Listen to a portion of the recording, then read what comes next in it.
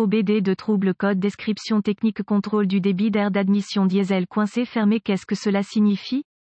Ce code générique de diagnostic de groupe motopropulseur, moteur, DTC, peut généralement s'appliquer à tous les moteurs équipés d'un moteur diesel OBDII, mais apparaît plus souvent dans certains camions Chevy, Dodge, Ford et GMC. Bien que générique, les étapes de réparation exactes peuvent varier selon l'année, la marque, le modèle et la configuration du groupe motopropulseur. Le système de contrôle du débit d'air d'admission diesel, DIA-FCS, est généralement boulonné au collecteur d'admission dans le flux d'air d'admission. Le système DIA-FCS contrôle la quantité de flux d'air entrant en faisant varier un signal vers un moteur actionné par le module de commande du groupe motopropulseur PCM. Le moteur ouvre et ferme une plaque d'étranglement qui régule le débit d'air. Le PCM sait combien d'air propre et filtré pénètre dans le moteur grâce au capteur de position du flux d'air d'admission diesel, également appelé capteur MAF. Lorsque le système de contrôle du débit d'air est activé, le PCM doit noter un changement de débit d'air, sinon, il y a peut-être quelque chose qui ne va pas avec le système DIA-FCS, ou il y a peut-être quelque chose qui ne va pas avec le capteur MAF. Ces codes sont définis si cette entrée ne correspond pas aux conditions de fonctionnement normal du moteur stocké dans la mémoire du PCM, même pendant une seconde. Comme le montrent ces codes de diagnostic, il examine également le signal de tension du DIA-FCS pour déterminer s'il est correct à la clé initiale activée. Le code P02E5 contrôle de débit d'air d'admission diesel bloqué fermé est défini lorsqu'il y a un état bloqué fermé du contrôle de débit d'air d'admission diesel. Il pourrait avoir été réglé en raison de problèmes mécaniques, dommages physiques au système de commande lui-même, provoquant ainsi une panne électrique ou électrique, circuit moteur DIA-FCS. Ceux-ci ne peuvent pas être négligés lors de la phase de dépannage, en particulier lorsqu'il s'agit d'un problème intermittent.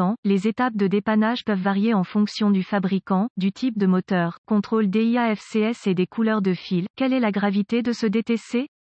Dans tous les cas, la gravité ne sera pas grave, si des problèmes mécaniques en sont la cause. La défaillance typique est une faible vitesse de ralenti. S'il s'agit d'une panne électrique, le PCM peut les compenser de manière adéquate. Quels sont certains des symptômes du code?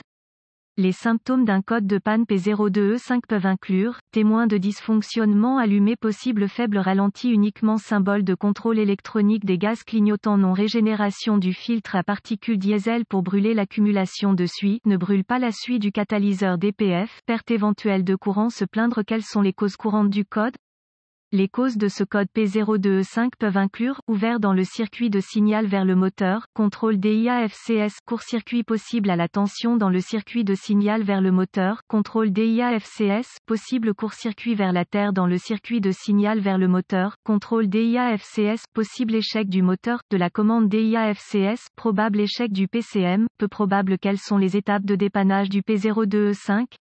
Un bon point de départ est toujours de vérifier les bulletins de service technique (BST) pour votre véhicule. Votre problème peut être un problème connu avec un correctif connu publié par le fabricant et peut vous faire économiser du temps et de l'argent lors du diagnostic. Ensuite, localisez le moteur, système de commande DIA-FCS sur votre véhicule. Ce moteur contrôle est généralement boulonné au collecteur d'admission dans le flux d'air d'admission. Une fois localisé, inspectez visuellement le connecteur et le câblage, recherchez les éraflures, les frottements, les fils dénudés, les brûlures ou le plastique fondu. Séparez le connecteur et inspectez soigneusement les bornes, les parties métalliques, à l'intérieur du connecteur. Voyez s'ils ont l'air brûlés ou ont une teinte verte indiquant la corrosion. Utilisez un nettoyant pour contacts électriques et une brosse à poils en plastique si le nettoyage des bornes est nécessaire. Laissez sécher et appliquer de la graisse électrique là où les bornes entrent en contact. Si un code mécanique a été défini, utilisez un nettoyant d'admission et un chiffon propre pour essuyer les dépôts de carbone derrière la plaque d'accélérateur du système de commande du moteur. Vaporisez le nettoyant sur le chiffon et essuyez les dépôts avec le chiffon.